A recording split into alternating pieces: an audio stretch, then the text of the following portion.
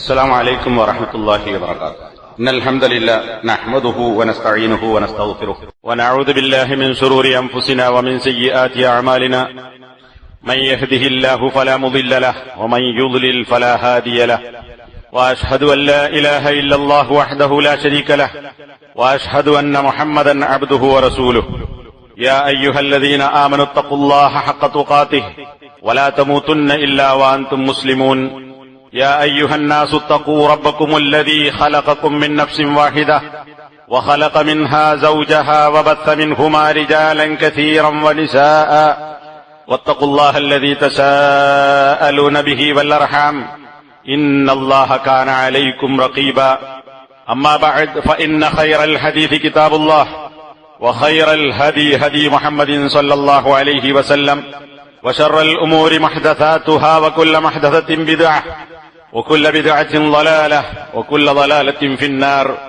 സഹോദരന്മാരെ, സത്യവിശ്വാസികളെ, അള്ളാഹുവിന് ഇബാദത്തെടുക്കുക എന്ന വിഷയത്തിൽ ഗണിക്കപ്പെടുന്ന ഒരു കാര്യമാണ് നദർ അഥവാ നേർച്ച എന്ന് പറയുന്നത്. അതുമായി ബന്ധപ്പെട്ട ചില കാര്യങ്ങൾ സംക്ഷിപ്തമായി സൂചിപ്പിക്കാനാണ് ഉദ്ദേശിക്കുന്നത്. ഭാഷാപരമായി നേർച്ച എന്ന് പറഞ്ഞാൽ നിർബന്ധമാക്കുക എന്നർത്ഥം. മതപരമായി നേർച്ച എന്നതുകൊണ്ട് ഉദ്ദേശിക്കുന്നത് ഇസ്ലാമിൽ നിയമപരമാക്കപ്പെട്ടിട്ടുള്ള എന്നാൽ നിർബന്ധമല്ലാത്ത സുന്നത്തായ ഒരു കാര്യം ഒരാൾ സ്വയം അയാളുടെ മേൽ നിർബന്ധമാക്കുക. ഞാൻ അത് ചെയ്യും എന്ന് അള്ളാഹുവിന്റെ പേരിൽ അയാൾ പ്രഖ്യാപിക്കുന്നു. ഇതിനാണ് നേർച്ച എന്ന് പറയുന്നത്. ആ കാര്യം ഇസ്ലാമിലുണ്ട്, പക്ഷേ അള്ളാഹു അത് നിർബന്ധമാക്കിയിട്ടില്ല. അപ്പൊ അള്ളാഹു നിർബന്ധമാക്കാത്ത ഒരു കാര്യം നമ്മൾ സ്വയം പ്രഖ്യാപിക്കുകയാണ്, ഞാൻ അങ്ങനെ ചെയ്യും അള്ളാഹുവിനു വേണ്ടി എന്നൊരു പ്രഖ്യാപനം. അപ്പൊ ഒരു സുന്നത്തായ കാര്യം നേർച്ചയാക്കുന്നതിലൂടെ നിർബന്ധമായി മാറുന്നു. അള്ളാഹു അയാളോട് ചെയ്യാൻ നിർബന്ധിച്ചിട്ടില്ല, പക്ഷേ അയാൾക്കുമേൽ സ്വയം ബാധ്യതയായി പ്രഖ്യാപിക്കുന്നു. ഇതിനാണ് മതപരമായി നേർച്ച എന്ന് പറയുന്നത്. പലതരത്തിലുള്ള നേർച്ചകളും സമൂഹത്തിൽ നിലനിൽക്കുന്നുണ്ട്. ഇസ്ലാമിനെ സംബന്ധിച്ചിടത്തോളം അല്ലാഹു സുബ്ഹാനഹു വ തആല പ്രശംസിച്ചു പറഞ്ഞിട്ടുള്ള, പുണ്യമായി പഠിപ്പിച്ചിട്ടുള്ള നേർച്ച എന്ന് പറയുന്നത് ഇന്ന് ആളുകളിൽ കാണാത്ത അല്ലെങ്കിൽ വളരെ അപൂർവമായി മാത്രം കാണുന്ന ഒരു നേർച്ചയാണ്. അത് യാതൊരു ഉപാധിയുമില്ലാതെ ഞാൻ ഇന്ന കാര്യം ചെയ്യും എന്ന് ഒരാൾ സ്വയം പ്രഖ്യാപിക്കുന്നു. അതുമായി ബന്ധപ്പെട്ട് ഒരു ഉപാധിയോ ഒരു നിബന്ധനയോ ഇല്ല. ഉദാഹരണത്തിന്, ഞാൻ എല്ലാ തിങ്കളാഴ്ചയും നോമ്പ് നോൽക്കും. തിങ്കളാഴ്ച നോമ്പ് നോൽക്കൽ സുന്നത്താണ്. ഞാനത് എല്ലാ തിങ്കളാഴ്ചയും നോൽക്കും എന്നൊരാൾ പ്രഖ്യാപിക്കുന്നു. അങ്ങനെ ഞാൻ നേർച്ചയാക്കുന്നു. അല്ലെങ്കിൽ മാസത്തിൽ 3 നോമ്പ് ഞാൻ തീർച്ചയായും അനുഷ്ഠിക്കും, അത് ഞാൻ നേർച്ചയാക്കുന്നു. രാത്രി നമസ്കാരം, ഞാൻ എല്ലാ ദിവസവും രാത്രി നമസ്കാരം നിർവഹിക്കും എന്നൊരാൾ നേർച്ചയാക്കുന്നു. ഇതിന്റെ കൂടെ വേറെ ഒരു ഉപാധിയില്ല. അള്ളാഹു നിയമമാക്കിയ ഒരു കാര്യം ഒരാൾ സ്വയം ഞാൻ ഇങ്ങനെ ചെയ്യും എന്ന് പ്രഖ്യാപിക്കുന്നു. ഇതാണ് ഇസ്ലാം പ്രശംസിച്ചിട്ടുള്ള, അല്ലെങ്കിൽ അല്ലാഹു സുബ്ഹാനഹു വ തആല മദ്ഹ് ചെയ്ത് പറഞ്ഞിട്ടുള്ള, ഖുർആനിലും ഹദീസിലും കാണാൻ പറ്റുന്ന നേർച്ച എന്ന് പറയുന്നത്. അല്ലാഹു സുബ്ഹാനഹു വ തആല വിശുദ്ധ ഖുർആനിലെ സൂറത്തുൽ ഇൻസാൻ അല്ലെങ്കിൽ സൂറത്തുദ് ദഹർ അതിലെ 7-ാമത്തെ വചനം, ആരാണ് അബ്റാറുകൾ, പുണ്യവാളന്മാരാര് എന്ന് പറയുന്ന കൂട്ടത്തിൽ അല്ലാഹു സുബ്ഹാനഹു വ തആല അവരെക്കുറിച്ച് പറയുന്നു, യൂഫൂന ബിന്നദർ, അവർ നേർച്ച പൂർത്തീകരിക്കുന്നവരാണ്. നേർച്ചയാക്കുന്നവർ എന്നല്ല, നേർച്ചയാക്കിയാൽ അത് പൂർത്തീകരിക്കുന്നവരാണ്. സൂറത്തുൽ ബഖറയിലെ 270-ാമത്തെ വചനത്തിൽ, വമാ അൻഫഖ്തും മിൻ നഫഖത്തിൻ ഔ നദർതും മിൻ നദിരിൻ, നിങ്ങൾ വല്ലതിൽ നിന്നും ചെലവഴിച്ചാൽ അല്ലെങ്കിൽ വല്ല ചെലവ് നിങ്ങൾ നടത്തിയാൽ എന്ന് പറഞ്ഞാൽ അള്ളാഹു അനുവദിച്ച നിയമമാക്കിയ മാർഗത്തിൽ ചെലവഴിച്ചാൽ, അല്ലെങ്കിൽ നേർച്ചയിൽ നിന്ന് വല്ല നേർച്ചയും നിങ്ങൾ നടത്തുകയാണെങ്കിൽ ഫഇന്നല്ലാഹ യഅലംഹു, തീർച്ചയായും അള്ളാഹു ആ കാര്യം നിങ്ങൾ ചെലവഴിച്ചത്, നിങ്ങൾ നേർച്ചയാക്കിയത് അള്ളാഹു അറിയും എന്ന് അതിനെ മഹത്വപ്പെടുത്തിക്കൊണ്ട് പറഞ്ഞിട്ടുണ്ട്. സൂറത്തു ആലു ഇമ്രാനിലെ 35-ാമത്തെ വചനത്തിൽ ഇമ്രാനിന്റെ ഭാര്യ നേർച്ചയാക്കിയതിനെ സംബന്ധിച്ച് ഖുർആൻ എടുത്തു പറഞ്ഞതായി കാണാൻ സാധിക്കും. റബ്ബി ഇന്നി നദർതു ലക മാ ഫീ ബത്നി മുഹററ, അല്ലാഹുവേ, എന്റെ വയറ്റിലുള്ളതിനെ ഞാൻ നിനക്ക് വേണ്ടി നേർച്ചയാക്കിയിരിക്കുന്നു. വയറ്റിലുള്ള കുട്ടിയെ നേർച്ചയാക്കി. ഫതഖബ്ബൽ മിന്നി, ആ നേർച്ച എന്നിൽ നിന്ന് നീ സ്വീകരിക്കണമേ. ഇത് ഖുർആൻ എടുത്തു പറഞ്ഞ കാര്യമാണ്. ഈസാ നബി അലൈഹി സ്വലാത്തു വസ്സലാമിന്റെ ഉമ്മ മറിയമിനോട് അള്ളാഹു പറയുന്നു, സൂറത്തു മറിയമിലെ 26-ാമത്തെ വചനം, ഫഖൂലി, നീ പറഞ്ഞേക്കുക, ഇന്നി നദർതു ലിർറഹ്മാനി സൗമ ഫലൻ ഉകല്ലിമൽ യൗമ ഇൻസിയ, ഞാൻ അള്ളാഹുവിന് വേണ്ടി നോമ്പ് നേർച്ചയാക്കിയിരിക്കുന്നു എന്ന് നീ പറഞ്ഞേക്കുക. നോമ്പ് നേർച്ചയാക്കിയത് കൊണ്ട് ഇന്ന് ഞാൻ ഒരു കാര്യവും മനുഷ്യരോട് സംസാരിക്കുകയില്ല. കാരണം ഗർഭിണിയായി, ഭർത്താവില്ലാതെ. അപ്പൊ ആളുകൾ പല ചോദ്യങ്ങളും ചോദിക്കുന്നു. അതിൽ നിന്ന് അവരോട് പറയേണ്ട മറുപടി, ഞാൻ നോമ്പ് നോൽക്കാൻ നേർച്ചയാക്കിയിട്ടുണ്ട്, അതുകൊണ്ട് നിങ്ങളുടെ ചോദ്യത്തിന് ഞാൻ മറുപടി പറയാൻ തയ്യാറല്ല. സംസാരിക്കാതിരിക്കാനല്ല നേർച്ച. നോമ്പ് നോറ്റതുകൊണ്ട് ഇത്തരം അനാവശ്യ കാര്യങ്ങളിൽ ഇടപെട്ട് ഞാൻ സംസാരിക്കുകയില്ല. ഇതൊക്കെ ഖുർആൻ എടുത്തു പറഞ്ഞിട്ടുള്ള കാര്യമാണ്. നബി സല്ലല്ലാഹു അലൈഹി വസല്ലം പറഞ്ഞതായി ആയിഷ റളിയല്ലാഹു അൻഹ റിപ്പോർട്ട് ചെയ്യുന്നു. ഇമാം ബുഖാരി ഉദ്ധരിച്ചിട്ടുള്ള ഹദീസിൽ, ആരെങ്കിലും മൻ നദറ അൻ യുതി അല്ലാഹ് ഫൽയുതിഉഹു, അള്ളാഹുവിനെ അനുസരിക്കാൻ ആരെങ്കിലും നേർച്ചയാക്കിയാൽ അവൻ അള്ളാഹുവിനെ അനുസരിക്കട്ടെ. എന്ന് പറഞ്ഞാൽ തെറ്റല്ലാത്ത ഒരു കാര്യം ഒരാൾ ചെയ്യുമെന്ന് നേർച്ചയാക്കിയാൽ അവനത് പാലിക്കട്ടെ. വമൻ നദറ അൻ യഅസിയഹു ഫലാ യഅസി, അള്ളാഹുവിന്റെ കൽപ്പനയ്ക്കെതിരായ കാര്യം ചെയ്യുമെന്നൊരുത്തൻ നേർച്ചയാക്കിയാൽ, ഇപ്പൊ പാടില്ലാത്തൊരു കാര്യം ചെയ്യും എന്നൊരാൾ നേർച്ചയാക്കുകയാണ് എങ്കിൽ ആ നേർച്ച പാലിക്കരുത്, അള്ളാഹുവിന്റെ കൽപ്പനയ്ക്കെതിരെ പ്രവർത്തിക്കരുത്, ആ നേർച്ചയിൽ നിന്ന് അവൻ ഒഴിവാകണം എന്ന് നബി സല്ലല്ലാഹു അലൈഹി വസല്ലമ നിർദ്ദേശിച്ചു. അപ്പോൾ ഇത്തരമൊരു നേർച്ചയാണ് ഇസ്ലാം പ്രോത്സാഹിപ്പിച്ചിട്ടുള്ള, പ്രശംസിച്ചിട്ടുള്ള നേർച്ച എന്ന് പറയുന്നത്. ഇവിടെ നമ്മൾ ആലോചിക്കേണ്ടത്, ഇന്ന് സമൂഹത്തിൽ ആരെങ്കിലും ഇങ്ങനെ നേർച്ചയാക്കാറുണ്ടോ? ഉണ്ടെങ്കിൽ തന്നെ അത് വളരെ അപൂർവമായിരിക്കും. രണ്ടാമത്തേത്, ഇസ്ലാം പ്രോത്സാഹിപ്പിച്ചിട്ടില്ലാത്ത എന്നാൽ അനുവദിച്ചിട്ടുള്ള ഒരു നേർച്ച. അതെന്താണ്? ഉപാധിയില്ല, പക്ഷേ ഇന്ന ഒരു കാര്യം എനിക്ക് സാധിച്ചു കിട്ടിയാൽ ഞാൻ ഇന്ന കാര്യം ചെയ്യും. ഇവിടെ നമ്മൾ വേർതിരിച്ച് മനസ്സിലാക്കണം. മൂന്നാമത്തെ ഒരു ഇനം ഇനി പറയുന്നുണ്ട്. ഈ രണ്ടാമത്തെ ഇനം ഇന്ന കാര്യം സാധിച്ചു കിട്ടാൻ വേണ്ടി എന്നല്ല, ഇന്ന കാര്യം എനിക്കുണ്ടായാൽ അല്ലെങ്കിൽ ഇന്ന കാര്യം നീങ്ങിപ്പോയാൽ ഞാൻ ഇന്നത് ചെയ്യും എന്നൊരാൾ പറയുന്നു. അവിടെ കാര്യം നേടാനുള്ള ഉപാധിയല്ല, മറിച്ച് കിട്ടിയാൽ ഞാൻ ചെയ്യും എന്നതാണ്. ഇതിനെന്താ തെളിവ്? ഇമാം അഹ്മദ് ഉദ്ധരിച്ച ഒരു ഹദീസിൽ, മക്കം ഫതഹിന്റെ ദിവസം നബി സല്ലല്ലാഹു അലൈഹി വസല്ലം അടുക്കൽ ഒരാൾ വന്നുകൊണ്ട് പറഞ്ഞു, നബിയെ, ഞാൻ ബൈത്തുൽ മഖ്ദിസിൽ വെച്ച് നമസ്കരിക്കാമെന്ന് നേർച്ചയാക്കിയിട്ടുണ്ട്. എന്തിന്? ഇൻ ഫതഹല്ലാഹു അലൈക മക്ക, മക്ക അള്ളാഹു താങ്കൾക്ക് കീഴ്പ്പെടുത്തി തന്നാൽ, മക്കം ഫതഹുണ്ടായാൽ. മക്കം ഫതഹിന്റെ അന്നാണ് പറയുന്നത്. അപ്പൊ നബി സല്ലല്ലാഹു അലൈഹി വസല്ലം പറഞ്ഞു, സ്വല്ലി ഹാഹുന, ഇവിടെ വെച്ച് നമസ്കരിച്ചോ, അതായത് മക്കയിൽ ഹറമിൽ വെച്ച് നമസ്കരിച്ചോ. വീണ്ടും അദ്ദേഹം ചോദിച്ചു. അപ്പോൾ നബി സല്ലല്ലാഹു അലൈഹി വസല്ലം പറഞ്ഞു, സ്വല്ലി ഹാഹുന, ഇവിടെ വെച്ച് നമസ്കരിച്ചോ. വീണ്ടും അദ്ദേഹം ചോദിച്ചു, അല്ല, ഞാൻ ബൈത്തുൽ മഖ്ദിസിൽ വെച്ച് നമസ്കരിക്കാനാണ് നേർച്ചയാക്കിയത്.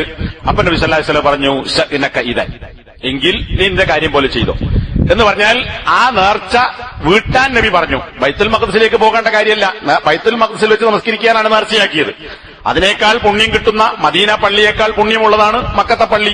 അതുകൊണ്ടാണ് ഇവിടെ വെച്ച് നമസ്കരിച്ചോ. അപ്പൊ ഈ നേർച്ച ലംഘിക്കുകയല്ല, നേർച്ച അതിനേക്കാൾ ഉത്തമമായ എളുപ്പമായ ഒരു കാര്യം ഉണ്ടായപ്പോൾ അത് ചെയ്യാൻ വേണ്ടി നബി സല്ലല്ലാഹു അലൈഹി വസല്ലം നിർദ്ദേശിച്ചു. ഇവിടെ നേർച്ച എന്താ?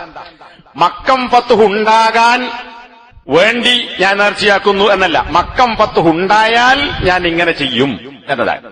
അതിനെ നബി എതിർത്തിട്ടില്ല, അത് പാലിക്കാൻ നബി നിർദ്ദേശിച്ചു. മറ്റൊരു ഹദീസ് ഇമാം അബൂദാവൂദ് തന്റെ സുനനിൽ ഉദ്ധരിച്ചതും ഇതിന്റെ അടിസ്ഥാനങ്ങൾ സ്വഹീഹുകളിൽ അടക്കമുള്ള മറ്റ് ഹദീസുകളിലും കാണാൻ പറ്റുന്നതാണ്. അതെന്താണ്? ഒരു സ്ത്രീ കപ്പൽ യാത്ര ചെയ്തു. അപ്പോൾ ആ സ്ത്രീ നേർച്ചയാക്കുകയാണ്, ഇന്നജാഹല്ലാഹു, അള്ളാഹു അവളെ കപ്പൽ യാത്രയിൽ രക്ഷപ്പെടുത്തിയാൽ, എന്ന് പറഞ്ഞാൽ കപ്പൽ അപകടത്തിൽപ്പെടാതെ യാത്ര പൂർണ്ണമായി അള്ളാഹു സാധിച്ചു തരികയാണെങ്കിൽ അന്തസൂമ ശഹ്റൻ, ഒരു മാസം നോമ്പ് നോൽക്കും എന്ന്. ഇത് റമളാനിലെ നോമ്പല്ല, ഒരു മാസം സുന്നത്ത് നോമ്പ് നോൽക്കും. എപ്പോൾ? എന്റെ യാത്ര സുഗമമായാൽ, അള്ളാഹു എന്നെ ഈ കപ്പൽ യാത്രയിൽ അപകടമില്ലാതെ രക്ഷപ്പെടുത്തിയാൽ. ഇവിടെ പ്രത്യേകം മനസ്സിലാക്കണം, കപ്പൽ യാത്രയിൽ അപകടത്തിൽ നിന്ന് രക്ഷപ്പെടാൻ വേണ്ടി നേർച്ചയാക്കുന്നു എന്നല്ല, രക്ഷപ്പെട്ടാൽ, അള്ളാഹു എന്നെ രക്ഷപ്പെടുത്തിയാൽ, അങ്ങനെ ഞാൻ അക്കരെ എത്തിയാൽ എന്ത് ചെയ്യും? ഞാനൊരു മാസം നോമ്പ് നോൽക്കും. അങ്ങനെ ആ സ്ത്രീ നേർച്ച പൂർത്തിയാക്കാൻ സാധിച്ചില്ല, മരണപ്പെട്ടുപോയി. യാത്രയിൽ രക്ഷപ്പെട്ടു, പക്ഷെ പിന്നെ ആ നേർച്ച പൂർത്തിയാക്കിയില്ല. അപ്പോ ഈ സ്ത്രീയുടെ മകൾ അല്ലെങ്കിൽ സഹോദരി, രണ്ട് റിപ്പോർട്ടുമുണ്ട്, നബിയുടെ അടുക്കൽ വന്നുകൊണ്ട് ചോദിച്ചു. അപ്പൊ നബി സല്ലല്ലാഹു അലൈഹി വസല്ലമ ആ നേർച്ച നോറ്റുവീട്ടാൻ വേണ്ടി പറഞ്ഞു. ഇത് ഫർള് നോമ്പ് നോറ്റുവീട്ടാനുള്ള തെളിവായി, റമളാനിലെ നോമ്പ് നഷ്ടപ്പെട്ടാൽ വേറെ ആളുകൾക്ക് നോറ്റുവീട്ടാം എന്നതിന് തെളിവായി ഉദ്ധരിക്കാറുണ്ട്. സൽഫി പണ്ഡിതന്മാരിൽ തന്നെ ചിലർ അങ്ങനെ പറഞ്ഞിട്ടുണ്ട്. പക്ഷെ അതിൽ ഏറ്റവും ശരിയായ വീക്ഷണം, നേർച്ച നോമ്പാണെങ്കിൽ നോറ്റുവീട്ടണം. കാരണം അത് കടം പോലെയാണ്. റമളാനിലെ നോമ്പ് ആണെങ്കിൽ ഒരാൾക്ക് നോൽക്കാൻ കഴിയാതിരുന്നാൽ വേറെ ആള് നോറ്റുവീട്ടരുത്, അതിന് തെളിവില്ല. ഇത് അതിന് തെളിവല്ല എന്നാണ് നമ്മൾ പറഞ്ഞു വന്ന വിഷയവുമായി നേർക്കുനേരെ ബന്ധമില്ലാത്തത് കൊണ്ട് ഞാൻ അതിലേക്ക് പോകുന്നില്ല.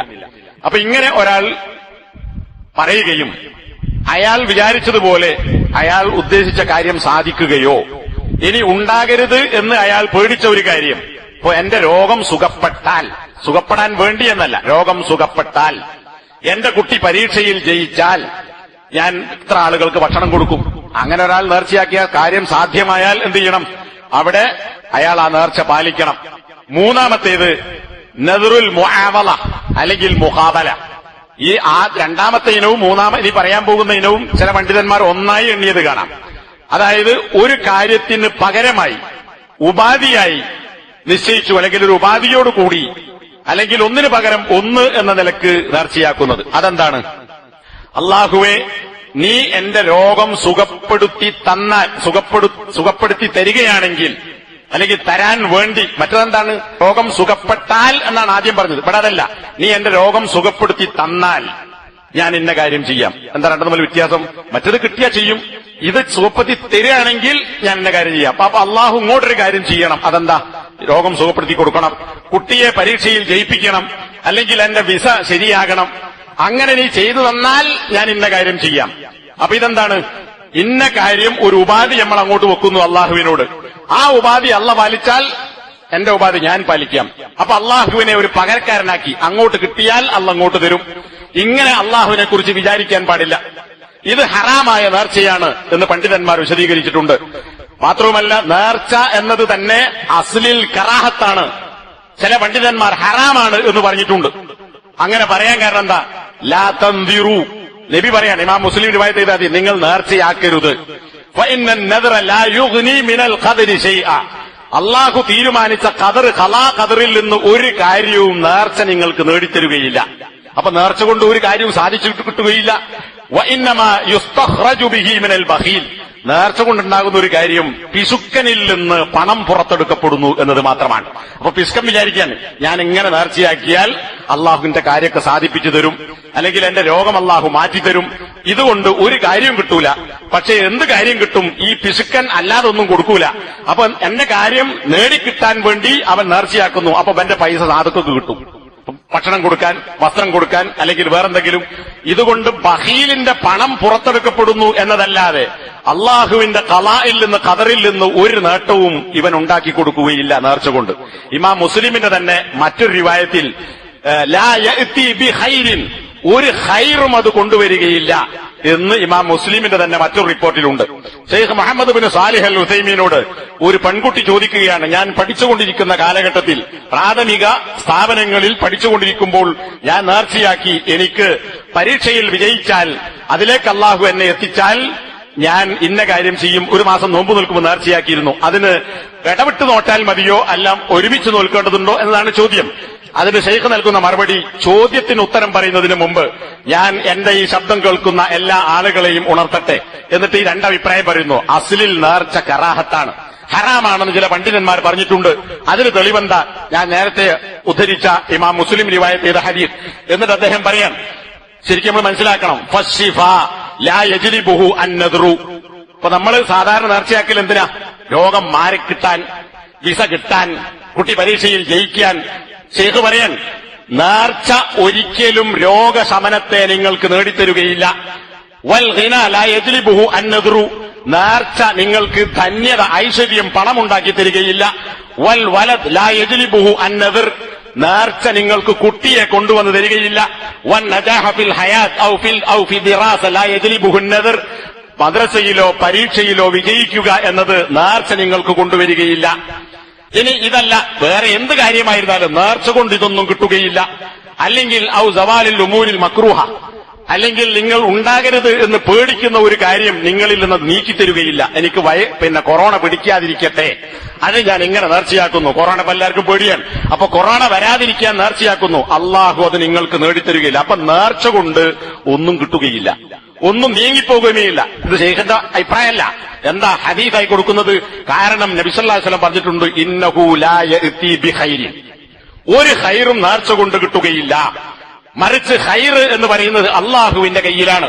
അള്ളാഹു കരീമാണ്, ഉദാരനാണ്. അവൻ ഉദ്ദേശിക്കുന്നവർക്ക് അത് കൊടുക്കുന്നു. ഒരു ഷർത്ത് വെച്ച് അങ്ങോട്ടൊന്ന് കൊടുത്താൽ ഇങ്ങോട്ടൊന്ന് പകരം കൊടുക്കുന്നവനല്ല അള്ളാഹ്. അങ്ങനെ അള്ളാഹുവിനെ കുറിച്ച് വിചാരിക്കാൻ പാടില്ല. മാത്രവുമല്ല അള്ളാഹു ഇങ്ങനെ നേർച്ചയാക്കുന്ന ആളുകൾ പലപ്പോഴും കാര്യം നേടിക്കിട്ടാൻ വേണ്ടി നേർച്ചയാക്കുന്നു. പക്ഷേ കാര്യം നേടിക്കിട്ടിയാൽ ആളുകൾ ഒന്നുകിൽ അതിൽ നിന്ന് പിന്മാറുന്നു, കൊടുക്കാൻ തയ്യാറാവില്ല, ബഹീലായിരിക്കും, പിസ്കനായിരിക്കും. എന്നൊരു ശൈഖ് പറയാൻ ഒരുപാട് ആളുകൾ നേർച്ചയാക്കാറുണ്ട്. ഒരുപാട് ആളുകൾ ചോദിച്ചു വരുന്ന വിഷയം, ഞാൻ ഇങ്ങനെ നേർച്ചയാക്കിയിരുന്നു, അത് ചെയ്യാനോ അല്ല ഞാൻ അങ്ങനെ ചെയ്താൽ മതിയോ ഇങ്ങനെ ചെയ്താൽ മതിയോ എന്ന് രക്ഷപ്പെടാൻ എന്ത് വൈകുന്നതാൽ. ഇങ്ങനെ ആളുകൾ ഇറങ്ങാനായത് എന്തുകൊണ്ടാ? അള്ളാഹ് പറഞ്ഞു അങ്ങോട്ട് അങ്ങനെ ചെയ്യാൻ ഇല്ല, നിങ്ങൾ സ്വയം നേർച്ചയാക്കി, മാത്രമല്ല അള്ളാഹുവിനെ പകരക്കാരനായി നിശ്ചയിച്ചു. അതുകൊണ്ട് എന്റെ ശബ്ദം കേൾക്കുന്ന ആളുകളോട് എനിക്കുള്ള ഉപദേശം, നിങ്ങൾ നേർച്ചയാക്കരുത് എന്നാണ്. ഇത് ശൈഖിന്റെ സംസാരമാണ്. നേരത്തെ പറഞ്ഞ ആ പരീക്ഷയിൽ വിജയിച്ചാൽ ചെയ്യും, അല്ലെങ്കിൽ വിജയിക്കാൻ വേണ്ടി ചെയ്യുമെന്ന് പറഞ്ഞ കുട്ടിയോടും അദ്ദേഹം പറഞ്ഞിട്ടുള്ള മറുപടി ഏതാണ്? ശൈഖ് സ്വാലിഹ് ആലു ശൈഖ് അദ്ദേഹത്തിന്റെ കിതാബു തൗഹീദിന്റെ ശർഹിൽ പറഞ്ഞത് കാണാം. വഹാദ യസ്തഹ്ദിറുഹു കസീറു മിനൽ അവാം വല്ലദീന യസ്തഅമിലൂന അൻ-നുദൂറ ഫഇന്നഹും യظنون അന്ന ഹാജതഹും ലാ തഹ്സുലു ഇല്ലാ ബിൻ-നദർ. സാധാരണക്കാരായ ആളുകളിൽ പലരും വിചാരിക്കുന്നത് നമ്മുടെ ആവശ്യങ്ങൾ നിറവേറി കിട്ടുക നേർച്ച കൊണ്ടല്ലാതെ മറ്റൊന്നുകൊണ്ടും കിട്ടുകയില്ല, നേർച്ച ചെയ്താലേ നമ്മുടെ കാര്യങ്ങൾ നേടിക്കിട്ടുകയുള്ളൂ എന്നാണ് പലരും വിചാരിച്ചിട്ടുള്ളത് എന്ന് ഷെയ്ഖുൽ ഇസ്ലാമിനെ ഉദ്ധരിക്കുന്നു. ഇവിടെ ഷെയ്ഖുൽ ഇസ്ലാം എന്നത് ഞാൻ മനസ്സിലാക്കുന്നത് മുഹമ്മദ് ബിൻ അബ്ദുൽ വഹാബാണ്. അദ്ദേഹത്തെക്കുറിച്ചും ഇബ്നു തൈമിയയെക്കുറിച്ചും ഷെയ്ഖുൽ ഇസ്ലാം എന്ന് പറയാറുണ്ട്. അദ്ദേഹം പറഞ്ഞു, എന്താണ്, അള്ളാഹുവിനെ കുറിച്ച് എന്റെ കാര്യങ്ങളിൽപ്പെട്ട വല്ല കാര്യവും നേടിക്കിട്ടണമെങ്കിൽ നേർച്ച നേരണം എന്നൊരുത്തൻ വിശ്വസിച്ചാൽ ഫഇന്നഹു ഫീ ഇഅ്തിഖാദിൻ മുഹറം, ഹറാമായ ഒരു വിശ്വാസത്തിലാണ് അവൻ നിലകൊള്ളുന്നത്.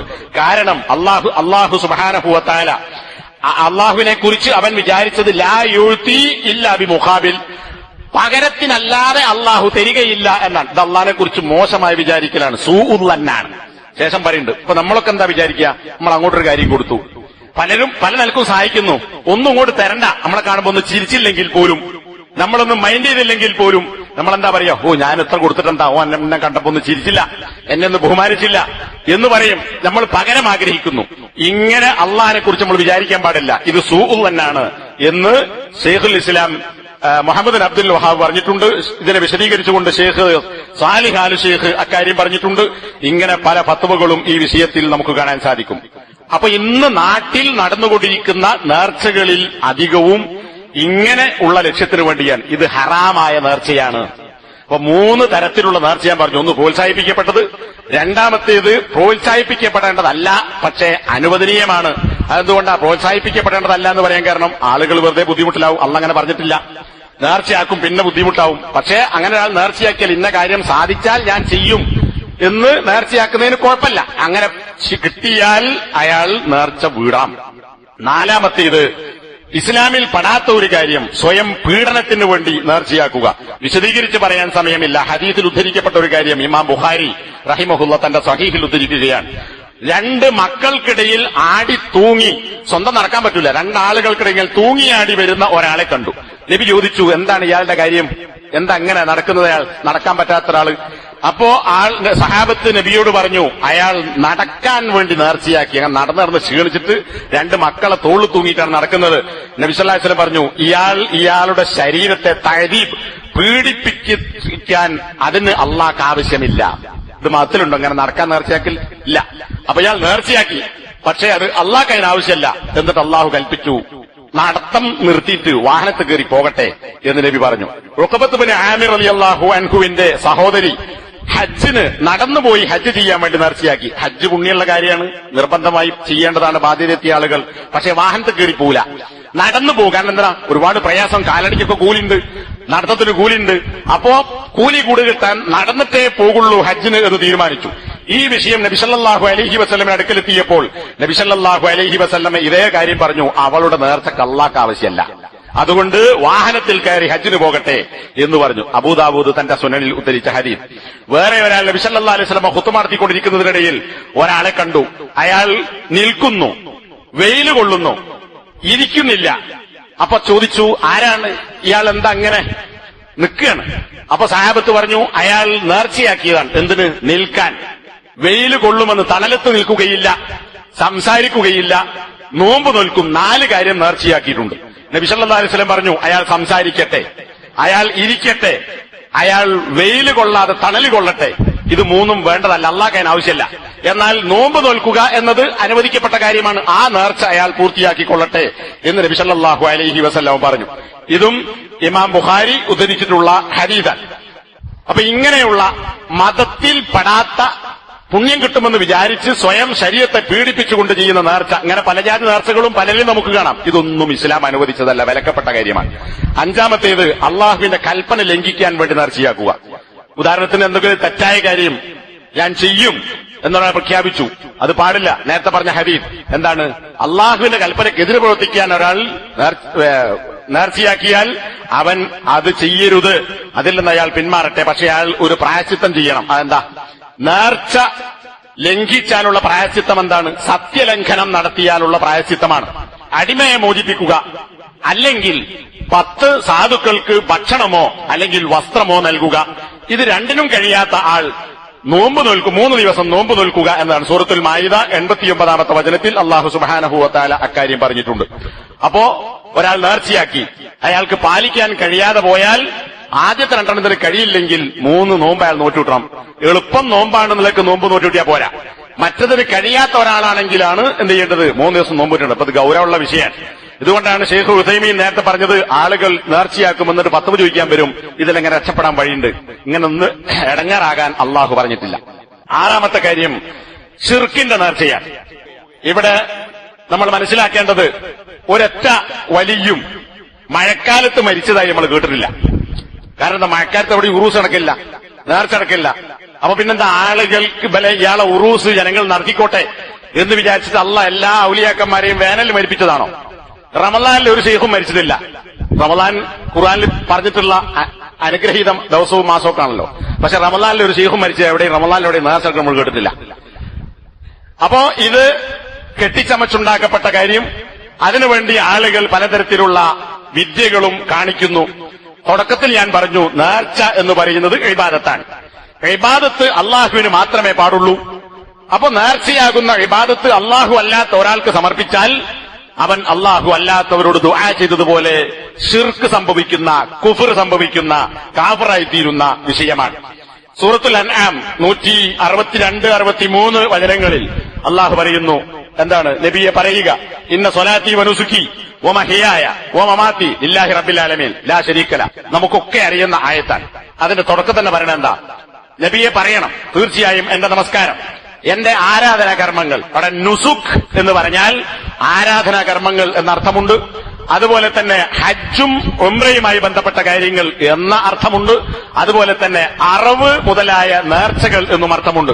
പല അർത്ഥങ്ങളിൽ ഉപയോഗിക്കുന്ന ഒരു വാക്കാണ് നുസുക്ക് എന്ന് പറയുന്നത്. ഇപ്പൊ ഹജ്ജിനെ സംബന്ധിച്ച് പറയുമ്പോൾ മനാസിക്കുൽ ഹജ്ജ് വൽ ഉംറ എന്ന് പുസ്തകങ്ങൾക്ക് പേര് കാണാം. ഹജ്ജിന്റെ ഉംറന്റെ നേർച്ച എന്നല്ല അർത്ഥം, ഹജ്ജിന്റെയും ഉംറയുടെയും കർമ്മങ്ങൾ എന്നാണ്. അപ്പോ ആ 3 അർത്ഥങ്ങളിൽ ഉദ്ദേശിക്കപ്പെടുന്ന ഒരു കാര്യമാണ് നേർച്ച. അപ്പൊ എന്റെ ഇബാദത്തുകൾ അള്ളാഹുവിനാണ്, എന്റെ ഹജ്ജ് ഉംറയുമായി ബന്ധപ്പെട്ട കർമ്മങ്ങൾ അള്ളാഹുവിനാണ്, എന്റെ അറവ് പോലുള്ള നേർച്ചകൾ അള്ളാഹുവിനാണ്, ബാക്കി കാര്യങ്ങൾ ജീവിതവും മരണവും ഒക്കെ അള്ളാഹുവിനാണ്. എന്നിട്ട് എന്താ പറയണത്? അള്ളാഹുവിൽ യാതൊരു പങ്കുകാരനുമില്ല. എന്തിനാണ് അതിനോട് ചേർത്ത് അത് പറഞ്ഞത്?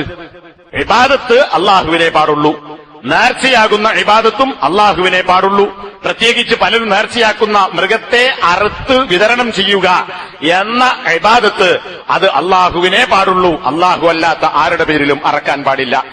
സൂറത്തുൽ കൗസർ അള്ളാഹു പറഞ്ഞു, നിനക്ക് ഞാൻ കൗസർ നൽകിയിരിക്കുന്നു നബിയോട്. ഫസല്ലി ലിറബ്ബിക വൻഹർ, അതുകൊണ്ട് നിന്റെ റബ്ബിന് വേണ്ടി നീ സ്വല്ലി, നമസ്കരിക്കുക, വൻഹർ, നീ അറവ് നടത്തുക. ഇതിന് ഒരുപാട് വ്യാഖ്യാനങ്ങളുണ്ട്. നീ പെരുന്നാൾ നമസ്കാരം നിർവഹിക്കുക, ബലികർമ്മം നടത്തുക എന്ന് പറഞ്ഞവരുണ്ട്.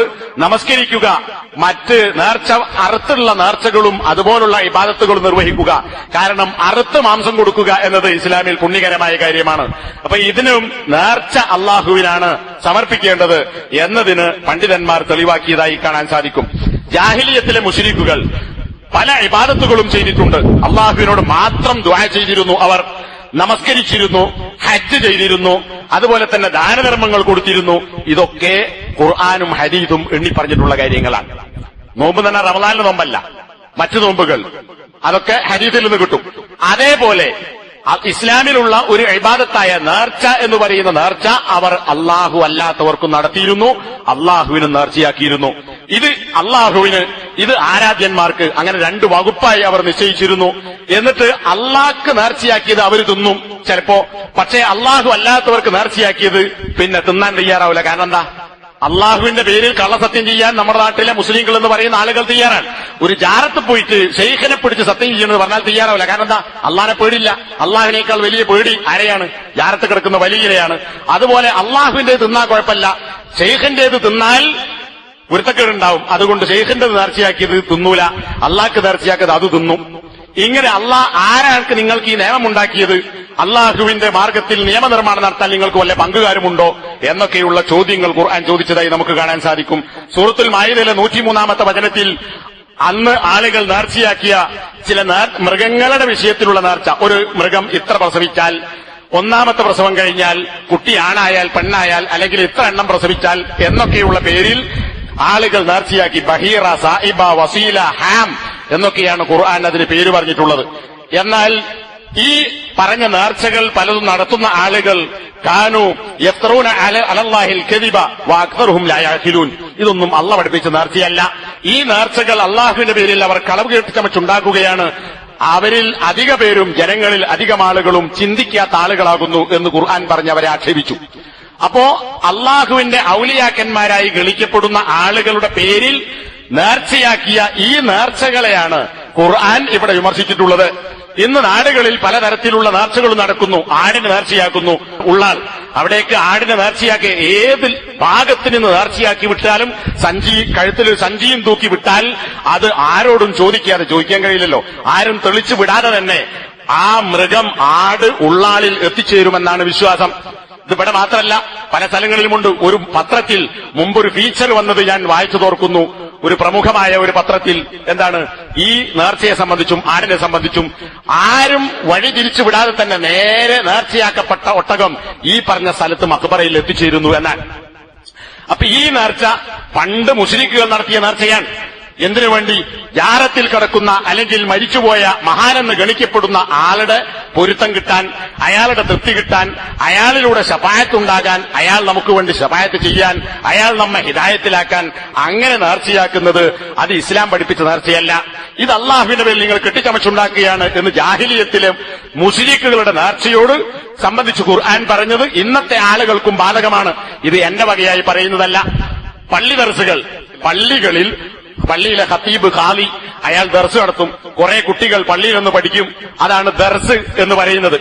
സാധാരണ ദർസ് എന്ന ക്ലാസ് എന്നർത്ഥം. കോളേജുകൾ പോലെ, മദ്രസകൾ പോലെ പള്ളി കേന്ദ്രീകരിച്ചുള്ള സ്ഥാപനങ്ങൾ. അങ്ങനെയാണല്ലോ ജാമ്യ, പിന്നെ ജാമ്യ യൂണിവേഴ്സിറ്റികളായി മാറിയത്. ജുമായത്ത് പള്ളികൾ യൂണിവേഴ്സിറ്റികളായത് അങ്ങനെയാണ്. പള്ളികളിൽ തുടങ്ങിയ ദർസുകളാണ് പിന്നെ വലിയ പാഠശാലകളായി മാറിയത്. അപ്പോ ഈ ദർസുകളിൽ പഠിപ്പിക്കപ്പെടുന്ന, ബറക്കത്തിന് വേണ്ടി പഠിപ്പിക്കുന്ന ഒരു ഗ്രന്ഥമുണ്ട്. ജലാലുദ്ദീൻ സുയൂത്തി ഷാഫി മദ്ഹബിലെ പ്രഗത്ഭനായ പണ്ഡിതനാണ്. അദ്ദേഹത്തിന്റെ തഫ്സീർ സ്വാവി അല്ലെങ്കിൽ ഹാഷിയത്തു സ്വാവി അല തഫ്സീറിൽ ജലാലൈൻ, ജലാലൈലിയുടെ തഫ്സീറിനുള്ള ഹാഷിയ എന്ന പേരിൽ സ്വാവി എഴുതിയിട്ടുള്ള വ്യാഖ്യാന ഗ്രന്ഥം. അതിൽ ഈ ആയത്തിനെ വ്യാഖ്യാനിച്ചുകൊണ്ട് പറയുകയാണ്, ഈ പറഞ്ഞ മുശ്രിക്കുകളെ അള്ളാഹു എതിർത്ത വിഷയത്തിനോട് തുല്യമായ വിഷയമാണ് ഇന്ന് ചില ആളുകളിൽ വിവരമില്ലാത്ത സുഫഹ, വിഡ്ഢികളായ ആളുകൾ ചെയ്യുന്ന കാര്യങ്ങൾ. എന്താണ് അവർ ചെയ്യുന്നത്? യുർസിലൂന ഇജ്ലൻ ഔ ഷാത്തൻ. അവരൊരു പശുക്കുട്ടിയെ അല്ലെങ്കിൽ ഒരു ആടിനെ ഔലിയാക്കന്മാരിൽപ്പെട്ട ഒരു വലിയന്റെ പേരിൽ നേർച്ചയാക്കി വിടുന്നു. ഈ ആട് അല്ലെങ്കിൽ മൃഗം ജനങ്ങളുടെ സ്വത്ത് തിന്നുന്നു. ഒരാളും ആ മൃഗത്തെ തടയുകയില്ല. അപ്പൊ ഉള്ളാളിലേക്ക് നേർച്ചയാക്കി വിട്ട ആട് കടയിൽ കയറി ആപ്പിൾ തിന്നാൽ തടയില്ല. വേർത്തൻ പെശന്നിട്ട് ഒരു ആപ്പിൾ എടുത്ത് തിന്നാൽ ഓനെ കൈപിടിച്ച് കെട്ടും, കള്ളനായി സ്റ്റേഷനിൽ കൊടുക്കും. നേരെ മറിച്ച് ആട് 1 കിലോ ആപ്പിൾ തിന്നാലോ തടയില്ല. എന്താ കാരണം? ഇത് ഓറെ ആടാണ്. ഇനി ആ ആടിനെ ആരെങ്കിലും തടഞ്ഞാൽ എന്താ പറയാ? വൈദാ നസഹഹും ഇൻസാൻ. ഇങ്ങനെയുള്ള ആളോട് വല്ലവരും ഉപദേശിച്ചാൽ വഖാല ഇന്ന ദാലിക ഹറാം, ഇതൊന്നും ചെയ്യാൻ പാടില്ല, ഹറാമാണെന്ന് പറഞ്ഞാൽ അസാഉ ബിഹിൽ ലന്ന, ഉപദേശിച്ചവരെ കുറിച്ച് അവർ മോശമായി വിചാരിക്കും. വഖാലു, എന്നിട്ട് ഈ നേർച്ചയാക്കുന്ന ആളുകൾ പറയും ഇന്നഹു ലാ യുഹിബ്ബുൽ ഔലിയാ, ഇതൊന്നും പാടില്ല എന്ന് പറയുന്നവർ ഔലിയാക്കന്മാരെ ഇഷ്ടപ്പെടാത്ത ആളുകൾ. നോക്ക് എത്ര കൃത്യമാണ്. ഇന്ന് ആളുകൾ പറയുന്ന അതേ ന്യായം ഇവർ തന്നെ അംഗീകരിക്കുന്ന, ഇവരുടെ പള്ളികളിൽ ബറക്കത്തിന് വേണ്ടി ഓതുന്ന ഖുർആൻ വ്യാഖ്യാന ഗ്രന്ഥം, ആ വ്യാഖ്യാനം എഴുതിയിട്ടുള്ള സ്വാവി ആണ് പറയുന്നത് ഇത് ജാഹിലിയത്തിലെ ആളുകളുടെ വിശ്വാസത്തിന് തുല്യമാണ്, അത് പാടില്ല. നേർച്ചയാക്കുന്ന ആളുകൾ വിശ്വസിച്ചാൽ അന്ന ദാലിക ഖുർബ വതാഅ, ഇങ്ങനെ വലിയന് യാറത്തിൽ കിടക്കുന്ന വലിയന് വേണ്ടി അല്ലെങ്കിൽ മരിച്ചുപോയ ഏതെങ്കിലും ഒരാൾക്ക് വേണ്ടി ഇനി ജീവിച്ചിരിക്കുന്ന ഒരാളാ വിചാരിക്കുക. ജീവിച്ചിരിക്കുന്ന ഔലിയാക്കന്മാരായി ഗണിക്കപ്പെടുന്ന ആളുകളുണ്ട്, പല ഉത്സവങ്ങളും നടക്കുന്ന അങ്ങനെയുള്ള ആളുകൾക്ക് വേണ്ടിയായിരുന്നാലും ഒരാൾ നേർച്ചയാക്കുക. എന്തിന്? ഖുർബ. ഇത് അള്ളാഹുവിലേക്ക് അടുക്കാനുള്ള മാർഗമാണ്. ഈ ശൈഖിന്റെ പേരിൽ നേർച്ചയാക്കിയാൽ അള്ളാഹുവിന്റെ കൽപ്പന അനുസരിക്കലാണ് എന്നൊരുത്തൻ വിശ്വസിച്ചാൽ ഫഖദ് കഫറൂ, ഈ പണി ചെയ്ത ആളുകൾ കാഫറുകളായിരിക്കുന്നു. ഇനി ഒരാൾക്ക് അങ്ങനെ വിശ്വാസമല്ല എങ്കിൽ പോലും മിൻ ജുംലത്തിൽ മുഹറമാൻ, ഹറാമായ കാര്യങ്ങളിൽപ്പെട്ടതാണ്. അവർ വിചാരിക്കുന്നത് ഞങ്ങൾ എന്തോ ഒരു കാര്യം ചെയ്തു എന്നാണ്. അലാ ഇന്നഹും ഹുമുൽ കാദിബൂൻ, എന്നാൽ ഇപ്പണി ചെയ്യുന്നവർ കള്ളന്മാരാകുന്നു, ഇവരൊന്നിലുമല്ല, ഒരു ഹക്കിലുമല്ല എന്ന് അദ്ദേഹത്തിന്റെ തഫ്സീറിൽ 1-ാം വാള്യം 309-ാമത്തെ പേജിൽ രേഖപ്പെടുത്തി നമുക്ക് കാണാൻ സാധിക്കും. നബി സല്ലല്ലാഹു അലൈഹി വസല്ലമ 4 ആളുകളെ ശപിച്ചതായി അലി റളിയല്ലാഹു അൻഹു റിപ്പോർട്ട് ചെയ്ത ഇമാം മുസ്ലിമിന്റെ ഹദീസിൽ നമുക്ക് കാണാം. അതിൽ പറഞ്ഞ ഒരു കാര്യം എന്താ? ലഅനല്ലാഹു മൻ ദബഹ ലിഗൈരില്ലാഹ്, അള്ളാഹു അല്ലാത്തവർക്ക് വേണ്ടി ഒരാൾ അറവ് നടത്തിയാൽ അവനെ അള്ളാഹു ശപിച്ചിരിക്കുന്നു. ഇപ്പോ അബ്ദുൽ ഖാദിർ ജീലാനിക്ക് വേണ്ടി കോഴിയെ ആടിനെ നേർച്ചയാക്കി ഏതെങ്കിലും ഒരു ജാറത്തിലേക്ക് അവിടെ നേർച്ചയാക്കുന്നു. എന്തിനാണ്? ആ ശൈഖിന് വേണ്ടി. പക്ഷേ ഇവിടെ നേർച്ചയാക്കുന്ന ആളുകളുടെ ഉദ്ദേശം എന്താണ്? ഇത് പറയുമ്പോ ഈ ആളുകൾ പറയും ഞങ്ങൾ അങ്ങനെ നേർച്ചയാക്കുന്നില്ല. എന്നാൽ ഈ നേർച്ചയാക്കുന്നതിലൂടെ നേർച്ചയാക്കുന്ന ആൾ ഉദ്ദേശിക്കുന്നത് എന്താ? ഇപ്പൊ വേറൊടുക്കും നേർച്ചയാക്കാത്ത സ്വന്തം മാപ്പയ്ക്ക് വേണ്ടി നേർച്ചയാക്കില്ല, എന്നാൽ ഈ വലിയന് വേണ്ടി നേർച്ചയാക്കുന്നു. ഓരോ ഉദ്ദേശം എന്താ? ഇത് നേർച്ചയാക്കിയാൽ എന്റെ ഇന്ന കാര്യം സാധിച്ചു കിട്ടും, എന്റെ ഇന്ന ദോഷം എന്നിൽ നിന്ന് നീങ്ങി കിട്ടും, അയാൾ എന്നെ ഹിദായത്തിലാക്കും, അയാൾ എനിക്ക് സ്വർഗം നൽകും, അയാൾ എന്നെ പിടിച്ചു സ്വർഗത്തിലേക്ക് കൊണ്ടുപോകും, അയാൾ എനിക്ക് വേണ്ടി അള്ളാഹുവിനടുക്കൽ ശഫാഅത്ത് ചെയ്യും. ഇതൊക്കെ ചെയ്യാൻ, അതായത് ഉപദ്രവങ്ങൾ ചെയ്യാനുള്ള കഴിവ് ഇയാൾക്കുണ്ട്. അത് നേടുക എന്ന ലക്ഷ്യത്തോടു കൂടിയാണ് ഒരാൾ നേർച്ചയാക്കുന്നത്. ഇനി എന്ത് സംഗതിയായിരുന്നാലും ശരി, മൃഗം മാത്രമല്ല അല്ലാത്തതാണെങ്കിലും ശരി, അവനെ അള്ളാഹു ശപിച്ചിരിക്കുന്നു. ആരാ പറയുന്നത്? അള്ളാഹുവിന്റെ വഹി അനുസരിച്ച് സംസാരിക്കുന്ന നബി സല്ലല്ലാഹു അലൈഹി വസല്ലമയാണ് ഈ കാര്യം ഓർമ്മപ്പെടുത്തിയത് എന്നത് നമ്മൾ മനസ്സിലാക്കേണ്ടതുണ്ട്. വിശുദ്ധ ഖുർആൻ സൂറത്തുൽ മാഇദയിലൂടെ അള്ളാഹു സുബ്ഹാനഹു വ തആല പഠിപ്പിച്ചു എന്തൊക്കെ നിങ്ങൾക്ക് ഹറാമാണ്. സൂറത്തുൽ മാഇദ 3-ാമത്തെ ആയത്തിൽ എണ്ണി പറയുന്നത് കാണാം. അതിൽ വമാ ഉഹില്ല ലിഗൈരില്ലാഹി ബിഹി, നോക്കൂ അള്ളാഹുവിന്റെ വാക്കത്ര കൃത്യമാണ്. അള്ളാഹു അല്ലാത്തവരുടെ പേരിൽ ശബ്ദം ഉച്ചരിക്കപ്പെട്ടവ എന്ന് പറഞ്ഞാൽ അള്ളാഹുവിന് എന്നാണ് നേർച്ചയാക്കേണ്ടത്, അള്ളാഹുവിന് എന്നല്ല. ആ അള്ളാഹു അല്ലാത്തവരുടെ പേരിൽ ശബ്ദം ഉച്ചരിക്കപ്പെട്ടത് ഏത്? അബ്ദുൽ ഖാദിർ ജീലാനിക്ക് വേണ്ടി കോഴിയെ, ഉള്ളാൽ തങ്ങൾക്ക് വേണ്ടി ആടിനെ, അല്ലെങ്കിൽ ഇന്ന സ്ഥലത്തേക്ക് വേണ്ടി മൂരിയെ, ബദരീങ്ങളെ ആടിന് വേണ്ടി ഇന്നത്. എന്തിന്? നേരത്തെ പറഞ്ഞ ലക്ഷ്യത്തോടുകൂടി നിയ്യത്തോടുകൂടി ഒരാൾ ചെയ്താൽ അത് ഏതുപോലെയാണ്? പന്നി മാംസം പോലെ ഹറാമാണ്. അതുപോലെ തന്നെ ചത്ത ശവം പോലെ, കൂടി ചത്തതായാലും കഴുത്തുകുറുകി ചത്തതായാലും ഞെരിച്ചു കൊന്നതാണെങ്കിലും അല്ലെ, അതുപോലെ തന്നെ രക്തം, ഇതൊക്കെ നിഷിദ്ധമായതുപോലെ വേറെയും കുറെ കാര്യങ്ങൾ ആ ആയത്തിൽ എണ്ണി പറയുന്നുണ്ട്. ഇതേ ഗണത്തിലാണ് ഇത് അള്ളാഹു അല്ലാത്തവരുടെ പേരിൽ നേർച്ചയാക്കിയത്. ഇത് തിന്നാൻ പാടില്ല എന്ന് പറഞ്ഞിട്ടുണ്ട്. ഇത്തരം അറവ് നടത്തപ്പെട്ട നേർച്ചയുടെ ഭക്ഷണം കഴിക്കാനാണ് ആളുകൾ പോകുന്നത്, ഈ നേർച്ച നടത്തുന്ന ആളുകളും. ഇനി വേറൊരു വിഷയം ഞാൻ തുടക്കത്തിൽ പറഞ്ഞു, 3-ാമത്തെ ഇനമായി പറഞ്ഞു. എന്ത്? കാര്യങ്ങൾ സാധിച്ചു കിട്ടാൻ വേണ്ടി പകരക്കാരനായി നിശ്ചയിച്ചുകൊണ്ട് അള്ളാഹ്ക്ക് പോലും നേർച്ചയാക്കിയാൽ അത് ഹറാമാണ്. അപ്പൊ പിന്നെ അതന്നെ ഹറാമ്. അങ്ങനെ നേർച്ച അള്ളാഹു അല്ലാത്തവരുടെ പേരിൽ, അപ്പൊ എന്തായി? ഹറാമും വന്നു, ചുരുക്കും വന്നു. ഹറാം എങ്ങനെ? കാര്യം സാധിച്ചു കിട്ടാൻ വേണ്ടിയുള്ള നേർച്ച, അത് അള്ളാഹ്ക്ക് പോലും അങ്ങനെ നേർച്ചയാക്കാൻ പാടില്ല. ഇനി ആ നേർച്ച അള്ളാഹു അല്ലാത്തവരുടെ പേരിലാകുമ്പോഴോ എന്തിനാണ്? ഇപ്പൊ ഈ മരിച്ചുപോയ ആൾക്കാർ സ്വർഗത്ത് പോകാനായി ആളുകൾ നേർച്ചയാക്കുന്നത് ആണോ? അല്ല. പിന്നെ നേർച്ചയാക്കിയവനെ അവിടെ കിടക്കുന്ന ആള് സ്വർഗത്തിലേക്ക് കൊണ്ടുപോകാൻ. അപ്പൊ പച്ചയായ ശിർക്ക്, പച്ചയായ കുഫ്ർ, അത് തിന്നാൻ പാടില്ല, അറുത്ത് തിന്നാൻ പാടില്ല. ഇനി ജാറത്തിൽ നിന്ന് എന്തെങ്കിലും ഇപ്പൊ ഒരു ജാറം മുസ്ലിങ്ങൾക്ക് കീഴ്പ്പെട്ടു എന്ന് വിചാരിക്കുക, മുസ്ലിങ്ങളുടെ കയ്യിലായ ഒരു ജാറം എങ്കിൽ ആ ജാറത്തിൽ ഇങ്ങനെ ജാറത്തിലുള്ള ആളുടെ പേരിൽ അർത്ഥമല്ലാത്തത് വല്ലതും ഉണ്ടെങ്കിൽ അതെടുക്കാം, അത് വേറെ വിഷയം. ഇപ്പൊ നബിന്റെ കാലഘട്ടത്തിൽ മക്കം 10-ന് ശേഷം നബി പല സ്ഥലത്തേക്കും ആളുകൾ വെച്ചു വിഗ്രഹങ്ങളെ തച്ചൊടക്കാൻ. അവിടെ തച്ചൊടച്ചിന് അവിടെ നേർച്ചയാക്കപ്പെട്ട വസ്തുക്കളുണ്ടായിരുന്നു, അർത്ഥമൃഗല്ല. അത് മുസ്ലിങ്ങൾ എടുത്തു. ഇത് ഉദ്ധരിച്ചുകൊണ്ട് പണ്ഡിതന്മാർ 10 കൊടുത്ത് കാണാം. അതെടുക്കാം. പക്ഷേ അവിടെ അർത്ഥ പോത്തർച്ചിന് വിചാരിക്കുക. ജാറം മുസ്ലിങ്ങൾ വിജയിച്ചടക്കുമ്പോൾ അവിടെ അർത്ഥ മൃഗത്തിന്റെ ഭക്ഷണമുണ്ടെങ്കിൽ അത് കുഴിച്ചു മൂടണം, അത് തിന്നാൻ പാടില്ല. അത് ഗൗരവപ്പെട്ട വിഷയമാണ്, മറ്റു സാധനങ്ങൾ നേർച്ചയാക്കുന്നതിനേക്കാൾ ഗൗരവമുള്ളതാണ്. അപ്പോ ഒരു സ്ഥലത്ത് അള്ളാഹു അല്ലാത്ത ആളുകൾക്ക് വേണ്ടി ഉത്സവം നടന്ന സ്ഥലമാണെങ്കിൽ അവിടെ വെച്ച് അറക്കാൻ പാടില്ല. അള്ളാഹു അല്ലാത്ത ആളുകളെ ആരാധിക്കപ്പെടുന്ന സ്ഥലമാണെങ്കിൽ അവിടെ വെച്ചും അറവടത്താൻ പാടില്ല. ഒരാൾ ബുവാന എന്ന് പറയുന്ന സ്ഥലത്ത് വെച്ച് ഒരു ഒട്ടകത്തെ അറക്കാൻ നേർച്ചയാക്കി. അപ്പൊ നബി സല്ലല്ലാഹു അലൈഹി വസല്ലം ചോദിച്ചു, ഇവിടെ വിഗ്രഹങ്ങളെ ആരാധിക്കപ്പെടുന്ന സ്ഥലമാണോ? അല്ല. അപ്പൊ നബിയുടെ അടുത്ത ചോദ്യം, അവിടെ അള്ളാഹു നിശ്ചയിക്കാത്ത വല്ല ഉത്സവവും ഈദ് ആഘോഷവും നടക്കാറുണ്ടോ? അതുമില്ല. അപ്പൊ നബി സല്ലല്ലാഹു അലൈഹി വസല്ലം പറഞ്ഞു, എങ്കിൽ എന്റെ നേർച്ച നീ പൂർത്തിയാക്കിക്കോ. അപ്പൊ നോക്കണം, ഇയാൾ അറക്കുന്നത് ആർക്കാ? അള്ളാഹുവിന് വേണ്ടി. പക്ഷെ നബിന്റെ ചോദ്യം എന്താ? അള്ളാഹു അല്ലാത്തവർ ആരാധിക്കപ്പെടുന്ന സ്ഥലമാണെങ്കിൽ അവിടെ അള്ളാഹ്ക്ക് വേണ്ടി പോലും നേർച്ച നടത്താൻ പാടില്ല. ഇയാൾ ഉദ്ദേശം അള്ളാഹ്ക്ക് വേണ്ടിയാണ്. പക്ഷെ അങ്ങനെ ഒരു ശിർക്കാണ് നടന്നത് കൊണ്ട് അവിടെ പറ്റില്ല. അള്ളാഹു പഠിപ്പിക്കാത്തൊരു ഈദ് അവിടെ നടന്നു, പാടില്ല. അപ്പൊ നോക്കി എത്ര കൃത്യമാണ്. ഇതൊക്കെ ഹദീസിൽ വന്നതാണ്. എത്ര കൃത്യമാണ് ഇസ്ലാം പഠിപ്പിച്ചിട്ടുള്ളത്. എന്നാൽ ഇന്ന് ലോകത്ത് നടക്കുന്ന നേർച്ചകൾ എന്ന് പറയുന്നത് അള്ളാഹു പഠിപ്പിച്ച രീതിയിൽ വളരെ അപൂർവം മാത്രമാകുന്നു. ധാരാളമായി നടക്കുന്നത് ഇത്തരം നേർച്ചകളാണ്. ദിവസങ്ങളും ആഴ്ചകളും ഒക്കെ നീണ്ടു നിൽക്കുന്ന ഇത്തരം നേർച്ചകൾ സമൂഹത്തിൽ നടക്കുന്നു. അത് ആ പേര് തന്നെ ഭാഷയിൽ പോലും അങ്ങനെ ഉപയോഗിക്കുന്ന ഉറൂസ് എന്നൊരു വാക്ക് പോലും അറബി ഡിക്ഷണറിയിൽ എവിടെയില്ല. അറൂസ് ഉണ്ട്, പുതിയാപ്പള, മണവാളൻ എന്നാണ് അർത്ഥം. ഇവിടെ ചേർത്ത് കിടക്കുന്ന ആള് പുതിയാപ്പളയാണോ? അല്ല. പിന്നെ അത് എവിടുന്ന് വന്നു? ആ വാക്ക് പോലും ഇസ്ലാമിലില്ല. പിന്നെ ഈ നേർച്ചയുമില്ല. അങ്ങനെ ഉണ്ടെങ്കിൽ അങ്ങനെ വാക്കെങ്കിലും ഉണ്ടാവും. ഖുർആനും ഹദീസുമാണ് നേരത്തെ ഈ വിഷയവുമായി ബന്ധപ്പെട്ട് നമ്മൾ പറഞ്ഞിട്ടുള്ളത്. അതല്ലാത്ത ഈ കാര്യങ്ങൾ ചെയ്യുന്ന ആളുകൾ അംഗീകരിക്കുന്ന സ്വാമിയുടെ തഫ്സീറിലെ ഒരു വാചകവും ഉദ്ധരിച്ചു. ജാരങ്ങൾ, മക്ബറകൾ നേർച്ചയ്ക്ക് പുറമെ അതുതന്നെ ശിർക്കിന്റെ കുഫറിന്റെ കേന്ദ്രമാണ്. ഒരുപാട് ഹദീസുകളും മറ്റും നമുക്കതിൽ കാണാൻ പറ്റും. ഇമാം ഷാഫിഈ റഹ്മത്തുള്ളാഹി അലൈഹി അദ്ദേഹം പറയാൻ, ഞാൻ മക്കയിൽ ചെന്നപ്പോൾ അവിടെ ഉയർത്തപ്പെട്ട ഖബറുകളെ പൊളിച്ചു മാറ്റാൻ വേണ്ടി ഭരണാധികാരികൾ കൽപ്പിക്കുന്നതായി ഞാൻ കണ്ടു. എന്നാൽ അവിടെയുള്ള പണ്ഡിതന്മാരാരും ഇത് ചെയ്യരുത്, ഉയർത്തപ്പെട്ട ഖബറുകൾ അവിടെ കിടന്നോട്ടെ എന്ന് പറയുന്നതായി പണ്ഡിതന്മാരെ ഞാൻ കണ്ടില്ല. ഇതാരാ പറയുന്നത്? ഷാഫിഈ ഇമാം. അദ്ദേഹത്തിന്റെ അൽ ഉമ്മ് എന്ന് പറയുന്ന അദ്ദേഹത്തിന്റെ വിഖ്യാതമായ ഗ്രന്ഥത്തിൽ രേഖപ്പെടുത്തിയിട്ടുള്ളത്. ആ ഇമാമിന്റെ ആളുകൾ എന്ന് പറയുന്നവരാണ് ഖബർ കെട്ടിപ്പൊക്കുകയും അവിടെ ഈ പറഞ്ഞ ഒരു ശിർക്കല്ല പല ജാതി ശിർക്കുകളും കുഫറുകളും നടത്തുകയും ചെയ്യുന്നത് എന്ന കാര്യം നമ്മൾ മനസ്സിലാക്കണം. അതേപോലെ ശാഫിഈ മദ്ഹബിലെ അംഗീകരിക്കപ്പെടുന്ന പ്രമുഖനായ ഒരു പണ്ഡിതനാണ് ഇബ്നു ഹജറുൽ ഹൈതമി. അസ്കലാനിയല്ല, ഹൈതമിയുമല്ല, ഹൈതമി. വലിയ കർമ്മശാസ്ത്ര പണ്ഡിതനാണ്. അദ്ദേഹത്തിന്റെ അൽ സവാജിർ എന്ന് പറയുന്ന തെറ്റായ കാര്യങ്ങളെ സംബന്ധിച്ച് സൂചിപ്പിക്കുന്ന ഒരുപാട് പേജുകളുള്ള പ്രസിദ്ധമായ ഒരു പുസ്തകമുണ്ട്. അതിൽ അദ്ദേഹം 94, 5, 6, 7, 8 കാര്യങ്ങളായി അദ്ദേഹം പറഞ്ഞിട്ടുള്ളത് ഈ പറഞ്ഞ ജാറവും ഖബറുകളുമായി ഒക്കെ ബന്ധപ്പെട്ട കാര്യങ്ങളാണ്.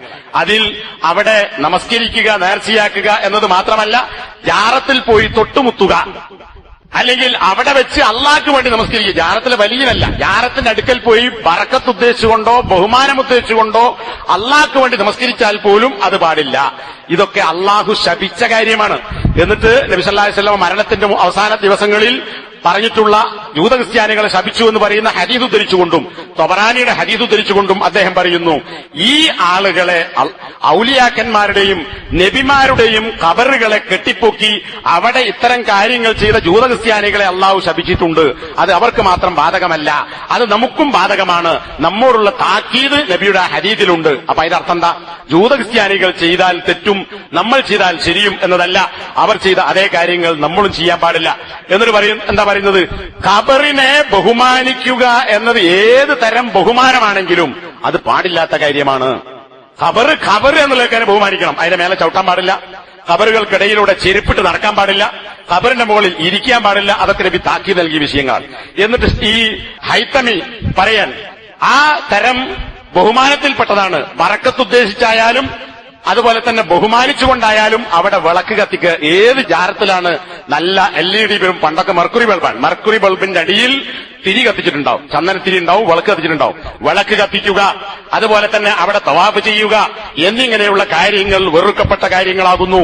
പണ്ഡിതന്മാർ ചിലർ അതിനെക്കുറിച്ച് കറാഹത്ത് എന്ന് പറഞ്ഞിട്ടുണ്ടെങ്കിൽ അത് കറാഹത്താണ് എന്നല്ല മനസ്സിലാക്കേണ്ടത്, അത് ഹറാമാണ് എന്നാണ് മനസ്സിലാക്കേണ്ടത്.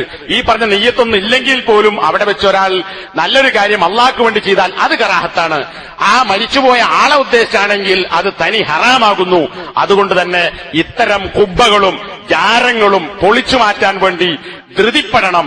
ഇത്തരം ജാരങ്ങൾ നബിയുടെ കാലഘട്ടത്തിൽ മദീന പള്ളിക്ക് എതിരായി മുനാഫിക്കുകൾ ഉണ്ടാക്കിയ ലിറാർ പള്ളിയേക്കാൾ അപകടകരമാകുന്നു എന്ന് അദ്ദേഹം രേഖപ്പെടുത്തുന്നു.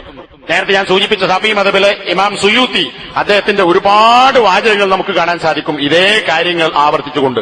അപ്പൊ ആളുകൾ പറയും അദ്ദേഹത്തിന്റെ ആ പറഞ്ഞ അൽ അംറു ബിൽ ഇത്തിബാ വന്നഹ്യു അനിൽ ഇബ്തിദാ, നബിയെ പിൻപറ്റാനുള്ള കൽപ്പന വിദേഹത്ത് ചെയ്യുന്നതിനെ വിലക്കുക എന്നാണ് ആ ബുക്കിന്റെ പേര്. അതിൽ ഒരുപാട് വാചകങ്ങൾ ഇതുമായി ബന്ധപ്പെട്ടുണ്ട്. ഇത് പറയും അത് സുയൂത്തിയുടെ ബുക്കല്ല, അത് അദ്ദേഹത്തിന്റെ പേരിൽ ആരോ കെട്ടിയുണ്ടാക്കിയതാണ്, അതുകൊണ്ട് ആ പറഞ്ഞത് നമ്മോട് പറയേണ്ടതില്ല എന്ന്. അങ്ങനെ പറയുന്ന ആളുകളോട് പറയാനുള്ളത്, അദ്ദേഹത്തിന്റെ സ്വന്തം കൈപ്പടയിൽ എഴുതിയിട്ടുള്ള ഈ പുസ്തകത്തിന്റെ മഖ്തൂത്ത് കയ്യെഴുത്ത് പ്രതി പോലും ഇന്ന് ലഭ്യമാണ്. അതുകൊണ്ട് തന്നെ അദ്ദേഹത്തിന്റേതാണ് എന്ന് ഉറപ്പിച്ചു പറയാൻ പറ്റും. അതുകൊണ്ട് ഖുർആനും ഹദീസും പറഞ്ഞതുപോലെ വളരെ കൃത്യമായി അദ്ദേഹം ചോദിക്കുന്ന ഒരു ചോദ്യമുണ്ട്, നബി സല്ലല്ലാഹു അലൈഹി വസല്ലമയേക്കാൾ വലിയൊരു മഹാൻ വേറെ ആരാണ്? നബിയുടെ ഖബറിനടുക്കൽ പോലും ഇത് നിഷിദ്ധമാണെങ്കിൽ പിന്നെ കായിനം മൻ ഖാൻ, നമ്മുടെ പച്ച മലയാളത്തിൽ പറഞ്ഞാൽ ഏവനാണെങ്കിലും ശരി അവന്റെ ഖബറിനെ നബിയുടെ ഖബറിനേക്കാൾ ബഹുമാനിക്കേണ്ടതില്ല. നബിന്റെ ഖബറിനടുക്കൽ അവിടെ വെച്ച് ഇത്തരം കാര്യങ്ങൾ ചെയ്താൽ അത് നിഷിദ്ധമാണ്. നബി സല്ലല്ലാഹു അലൈഹി വസല്ലമയുടെ പേരക്കുട്ടി ഹുസൈൻ റളിയല്ലാഹു അൻഹുവിന്റെ മകൻ അലി എന്ന് പറയുന്ന പേരക്കുട്ടിയുടെ കുട്ടി, ആ അലി റളിയല്ലാഹു അൻഹു, അതായത് പേരക്കുട്ടിയായ അലി, ഒരാള് നബിന്റെ ഖബറടുക്കൽ വന്നിട്ട് ഇങ്ങനെ ഇടക്കിടക്ക് ദുആ ചെയ്യാൻ വേണ്ടി ഇങ്ങനെ വരുന്നു. ആരാടാ ദുആ ചെയ്യുന്നത്? അള്ളാഹുവിനോട്. അതുപോലും ഈ പേരക്കുട്ടിയായ അലി വിലക്കിയെന്നാണ്. എന്താ കാര്യം? ഇവിടെ നിന്ന് പ്രാർത്ഥിക്കണമല്ല, പുരേന്ന് പ്രാർത്ഥിച്ചാലും വേർന്ന് പ്രാർത്ഥിച്ചാലും പ്രാർത്ഥനയ്ക്ക് ഉത്തരം കിട്ടും. ഖബറിനടുക്കൽ വന്ന് അള്ളാഹിനെ പ്രാർത്ഥിച്ചുകൊണ്ട് പ്രത്യേകിച്ച് ഉത്തരം കിട്ടുമെന്ന് ചെയ്യാൻ പാടില്ല. ഇനി അതില്ലെങ്കിൽ പോലും ഇതൊരു പതിവാക്കരുത്. അങ്ങനെ വന്നാൽ അത് എഴുതാകും, ആഘോഷ സ്ഥലമാക്കലാകും നബിന്റെ ഖബറിനെ. ആ നബി അത് വിലക്കിയതാണ് എന്ന് നബിയുടെ പേരക്കുട്ടിയുടെ കുട്ടി അലി ഇബ്നു ഹുസൈൻ റളിയല്ലാഹു അൻഹു പറഞ്ഞ് നമുക്ക് കാണാൻ സാധിക്കും. ഇനി ഇവര് പൊക്കിപ്പിടിക്കുന്ന അബ്ദുൽ ഖാദിർ ജീലാനി അദ്ദേഹം പറഞ്ഞു, ഖബറിനടുക്കൽ പോയാൽ അത് ചുംബിക്കുകയോ പോകട്ടെ ഖബർ തൊട്ടുനോക്കുകയോ ചെയ്താൽ പോലും പാടില്ല, അത് ജൂതന്മാരുടെ പണിയാണ്.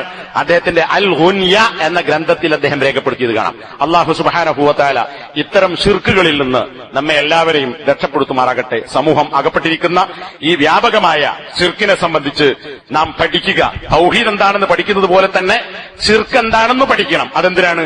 അതിൽ അകപ്പെട്ടു പോകാതിരിക്കാൻ. ഹുദൈഫത്ത് ബിൻ യമാൻ റളിയല്ലാഹു അൻഹുവിന്റെ ഹദീസ് പോലെ ഖൈർ പഠിക്കണം, ഷർറും പഠിക്കണം. ഖൈർ പാലിക്കാൻ, ഷർറും ആളുകൾക്ക് പഠിപ്പിച്ചു കൊടുക്കാൻ. അല്ലാഹു സുബ്ഹാനഹു വ തആല ഇത്തരം ഷർറിൽ നിന്നും ഇത്തരം ആളുകളുടെ ദുഷ്പ്രചരണങ്ങളിൽ നിന്നും ദുഷ്പ്രബോധനങ്ങളിൽ നിന്നും മുസ്ലിം സമൂഹത്തെ അല്ലാഹു രക്ഷിക്കട്ടെ.